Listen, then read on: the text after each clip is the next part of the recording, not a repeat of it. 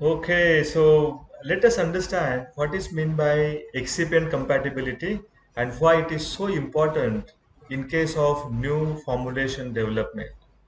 So in excipient compatibility, we are going to understand what kind of physical and chemical changes that excipient can bring to the API. For example, if I am developing a formulation for metformin tablet, and if I have HPMC as a excipient into my mind, then I need to understand what excipient, that what HPMC can do to the metformin in terms of its physical and chemical change. So that is called as the excipient compatibility. And if you want to understand the entire study design in very shortest possible time, then this video is for you. So let us understand how one can design the excipient compatibility study and what are the various steps that you need to follow throughout the entire study. So let us begin with the presentation now. Okay, so these are the 11 points that we are going to talk about the excipient compatibility study design. And the very first point is what? Identifying the list of excipients.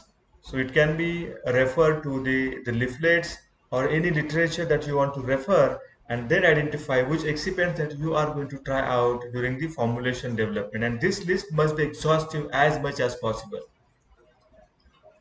So it contains maybe the API, I mean, it must be the part of your list, and then the various excipients like MCC, the calcium carbonate, the stars, max stearate, sodium chloride, HPMC, and many more.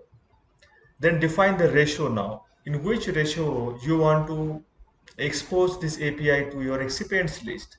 It can be 1 as to 1, it can be 1 as to 10, or it can be as per your own wish and understanding that probably could be the best suitable ratio in the formulation development. The third is what? Defining the process of preparation of the samples. So how you are going to prepare the sample. Is it just a physical dry mix, or is it going to be a wet mixing? Are you going to compress your API with the excipients and then going to put for the compatibility study? Are you going to conduct pelletization? Are you going to make liquid out of that? Or do you want to make the semi-solid and then understand the compatibility of excipients with the API. So this is the way you can define the process of preparation of the sample. Then selection of the container. In which container you are going to store the sample. Are you going to select the vial? Then which color of vial? Is it a clear vial, amber color? Is it HDP container, or is it a tube that you want to use to store the sample during the excipient compatibility period? The next is for the storage period and the storage conditions. So at how long you want to conduct the excipient compatibility. And generally I have seen that people conduct excipient compatibility over a period of 1 month or 4 weeks. You can think about the various storage conditions like 2560 or as harsh as 50 degrees Celsius. You can think of these two conditions in which you can understand the impact of the excipients onto your APIs. Then open and the close condition. So it's always preferred to the open condition gives you the worst case scenario, right? So open and close condition is always recommended. The next important point is the test parameters. So what you are going to test out of these prepared samples now. Maybe at the beginning, at the initial phase, then maybe at the 2 weeks time, and then the next one is at the 4 weeks time.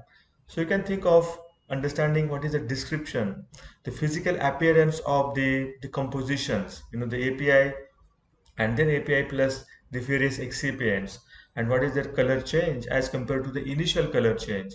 What is the change into water level?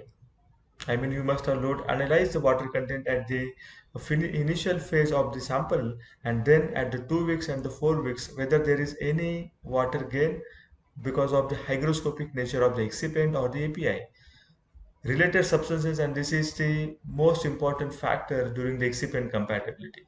You are going to understand why the impurities are increasing, which excipient is actually helping gaining the impurities to the API, which is stabilizing the API, which is not stabilizing the API. I think this information is the key information during the excipient compatibility study, because this will help you further guide you further in selecting the right set of excipients for your formulation trials. Is there any change in the polymorphic form? Amorphous to crystalline or crystalline to amorphous, form A to form B, because of what? The excipient effect.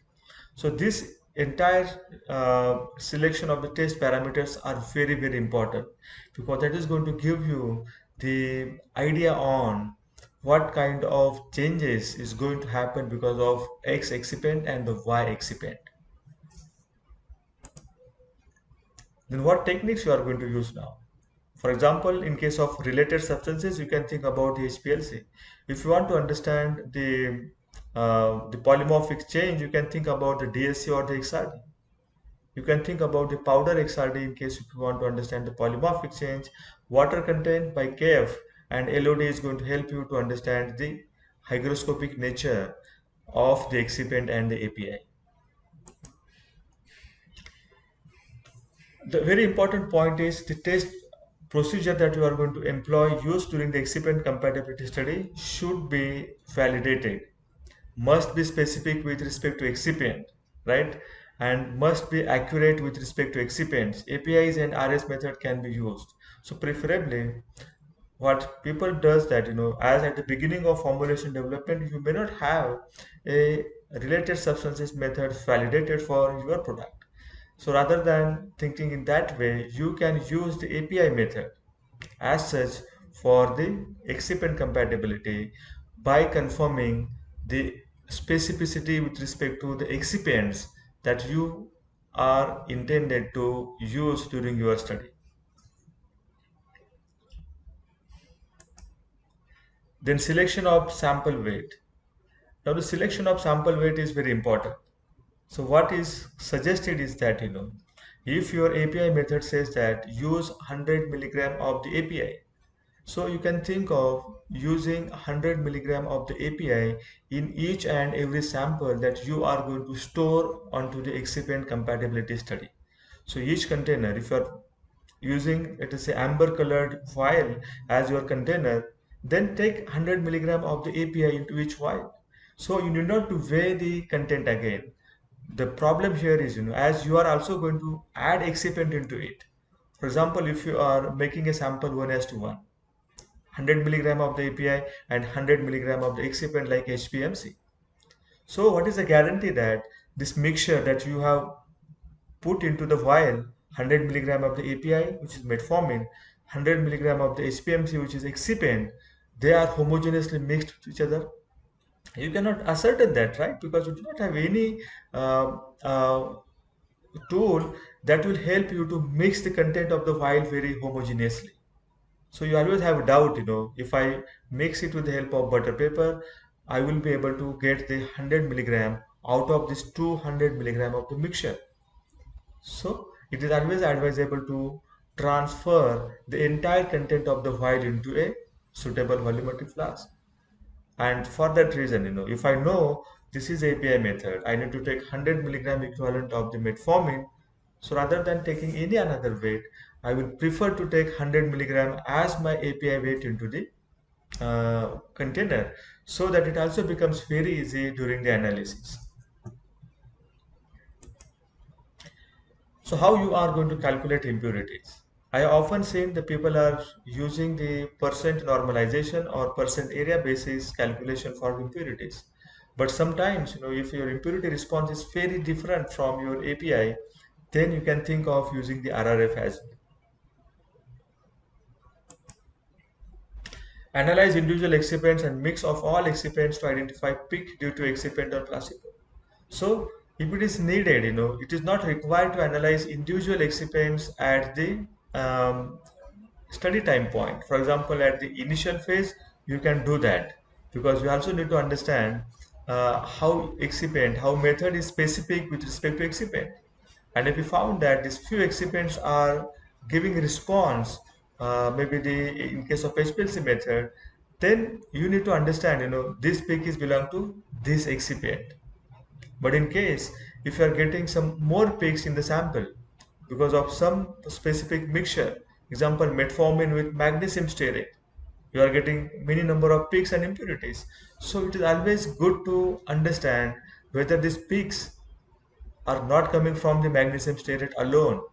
And for that reason, it is also important to store all these individual excipients onto the excipient compatibility, so that in case of any requirement, you can go back, take those excipients stored at, let's say, 2 weeks or the 4 weeks time interval at your storage condition, and then confirm and conclude whether this peaks belongs to that particular excipient, or it is not because of the excipient and it is only come out of the magnesium stearate plus metformin interaction as a whole.